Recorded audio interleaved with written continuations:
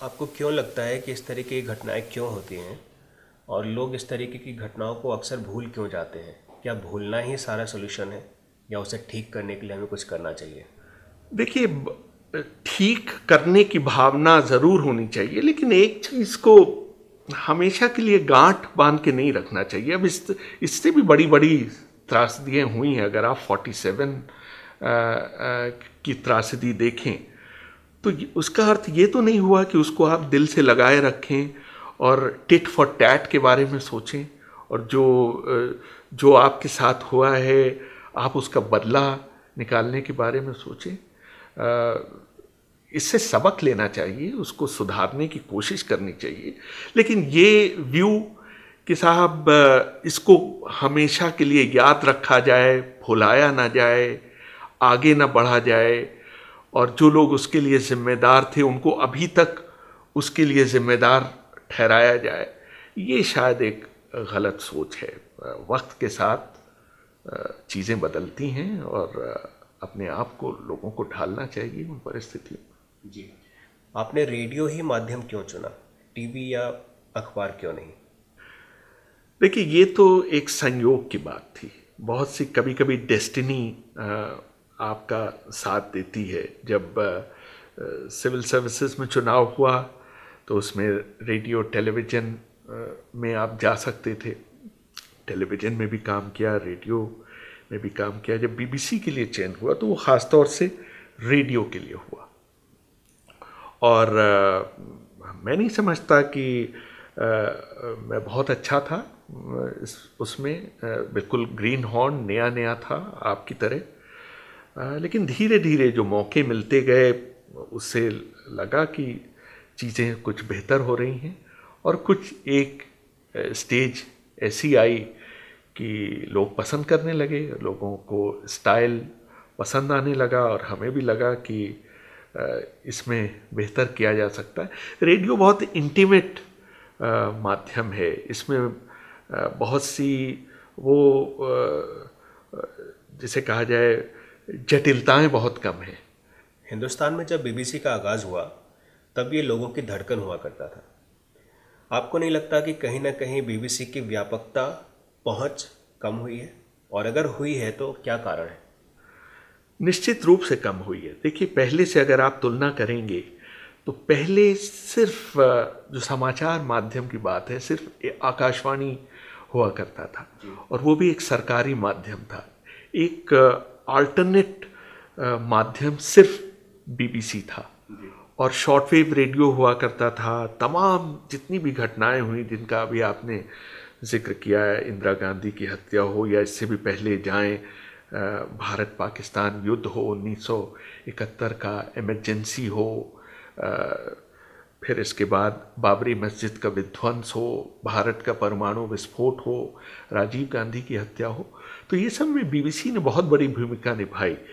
और चूंकि कोई अल्टरनेटिव नहीं था, मतलब आप सरकारी माध्यम के अलावा और कोई चीज़ नहीं सुन सकते थे। जो विदेशी माध्यम थे उनकी पहुंच इतनी नहीं थी। वॉइस ऑफ अमेरिका और डॉचे वेले, बीबीसी की पहुंच भारत में, उसका एक इतिहास था और शुरू से थी। तो वो पीक था बीबीसी का 70s और 80s। जब लेकिन उसके बाद से भारत में एक तरह से मीडिया की बाढ़ आ गई। तमाम तरह के ऑप्शंस हो गए। टेलीविज़न ने काफ़ी प्रगति की, और रेडियो, टेलीविज़न और यहाँ तक कि प्रिंट में भी बहुत से सुधार हुए। तो लोगों के पास कई विकल्प हो गए खबरें लेने के। तो उस लिहाज से आप कह सकते हैं कि जो बीबीसी का एकाधिकार था, जो मोनोपोली थी इस तरह की खबरों पर, वो ख़त्म हुई। और भी फिर एक दूसरे तरह का चैलेंज आ गया कि बीबीसी को लोग उसके कवरेज के लिए सुनने लगे, न कि खबर देने के लिए नहीं, कि किस तरह से ट्रीटमेंट है न्यूज़ का, उसका एनालिसिस किस तरह से है। उसमें ज़रूर बीबीसी का एज तब भी था और अब भी है। कहते हैं कि रेडियो में हिंदुस्तान की परंपरा झलकती है। शुरुआत से लेकर अब तक रेडियो में जो बदलाव आए हैं कहीं न कहीं सूचना के माध्यम से हम मनोरंजन के माध्यम की ओर अग्रसर हैं। इस पर आपका क्या टेक है? क्या आपको लगता है कि ये रेडियो के बेसिक मूल्यों पर हमला है, या क्या इससे बेसिक मूल्यों को कोई खतरा है? देखिए, वो जो सूचना मनोरंजन के साथ देना, वो सिद्धांत तो अभी तक बरकरार है। ये ज़रूर है कि जब एफएम की शुरुआत हुई तो मनोरंजन पे ज़्यादा बल दिया गया और तमाम जितने भी चैनल्स हैं सब म्यूज़िकल चैनल्स होकर आए और जहाँ सिर्फ संगीत की ही प्रधानता थी। और समहाउ भारत सरकार ने इसकी ज़रूरत नहीं महसूस की कि रेडियो पे भी समाचार होने चाहिए, एफएम पर ख़ास तौर से। लेकिन अब सोच में बदलाव हो रहा है और बहुत दिनों तक समाचारों को रेडियो पर रोक कर नहीं रखा जा सकता। और वैसे भी नेचुरल जस्टिस का भी तकाजा है कि अगर टेलीविज़न पर समाचार आ सकते हैं तो रेडियो पर क्यों नहीं। तो आज नहीं तो कल, नहीं तो परसों, ये तो होना ही है कि रेडियो पर समाचार उपलब्ध होंगे। और जहाँ तक ऐसे मीडियम बात है, इस समय करीब 242 प्राइवेट रेडियो स्टेशंस हैं पूरे भारत में, 86 नगरों में। और अभी कल ही भारतीय मंत्रिमंडल ने परमिशन दी है third phase of FM bidding की। तो मार्च 2015 से पहले भारत में करीब 900 नए रेडियो स्टेशंस की स्वीकृति दी जाएगी। और इसका अर्थ ये हुआ कि भारत में 1 लाख की आबादी वाले हर शहर का अपना रेडियो स्टेशन होगा। आप समझ सकते हैं कि कितना बड़ा इसका कैनवास होगा पूरे भारत में। इस समय 242 प्राइवेट रेडियो स्टेशन हैं और ऑल इंडिया रेडियो के, आकाशवाणी के करीब 300 रेडियो स्टेशन हैं और इनकी संख्या जाकर 1500 होने जा रही है अगले 5 या 6 महीनों में। तो आप कल्पना कर सकते हैं कि कितना स्कोप है इस माध्यम में। और इस तरह के शहर जैसे बिजनौर हुआ, सहारनपुर हुआ, हज़ारीबाग हुआ, ये छोटे छोटे शहर, इनके अपने एफएम रेडियो स्टेशंस होंगे तो मीडियम बढ़ेगा और खासी गुंजाइश है। मतलब ये ऑलमोस्ट टेलीविज़न को टक्कर देने की स्थिति में होगा।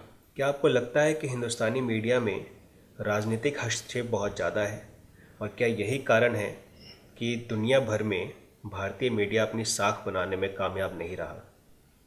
देखिए, अंतर्राष्ट्रीय पहचान बनाने के लिए अंतर्राष्ट्रीय पहुंच भी होनी ज़रूरी है। मतलब और पहुंच तभी होगी जब आप क्वालिटी होगी, जब आप जिस चीज़ को कवर करेंगे उस पर चर्चा होगी, वो थोड़ा सा लीक से हट के होगी, चीज़ों को कवर करने का अंदाज अलग होगा, तब उसको मान्यता मिलेगी, अंतर्राष्ट्रीय मान्यता मिलेगी। लेकिन वो जो कई चीज़ें हैं, सेंसेशनलिज्म, आप देखते हैं ब्रेकिंग न्यूज़ सिंड्रोम कि नोएडा में ज़रा ज़ोर से बारिश हो गई या ओले गिर गए, उसको आपने ब्रेकिंग न्यूज़ की तरह दिखा दिया, तो इससे उसका महत्व कम होता है। और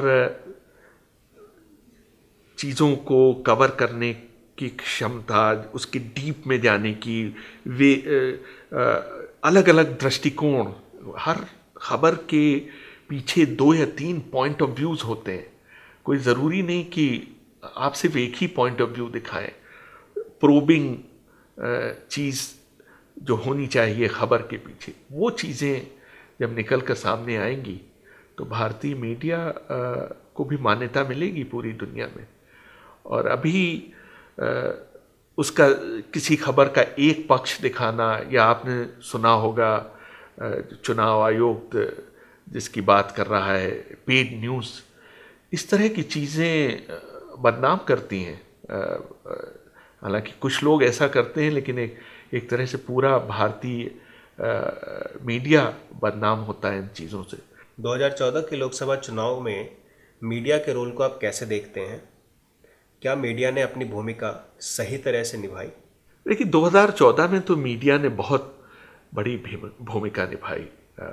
आप देखेंगे नरेंद्र मोदी का पूरा कैंपेन वो मीडिया के ऊपर आधारित था, जो एक तरह से ब्लिट्सक्रिग जो शब्द यूज़ किया गया था, जो जर्मनी ने अटैक किया था ब्रिटेन पर दूसरे विश्व युद्ध के दौरान, वो स्थिति थी कि किस तरह से मीडिया को इस्तेमाल किया गया, उसका फ़ायदा उठाया गया अपने आप को प्रोजेक्ट करने में। दूसरे लोगों ने भी कोशिश की, लेकिन शायद नरेंद्र मोदी उसे उन लोगों से बेहतर ढंग से कर पाए और उसका फ़ायदा उन्हें मिला।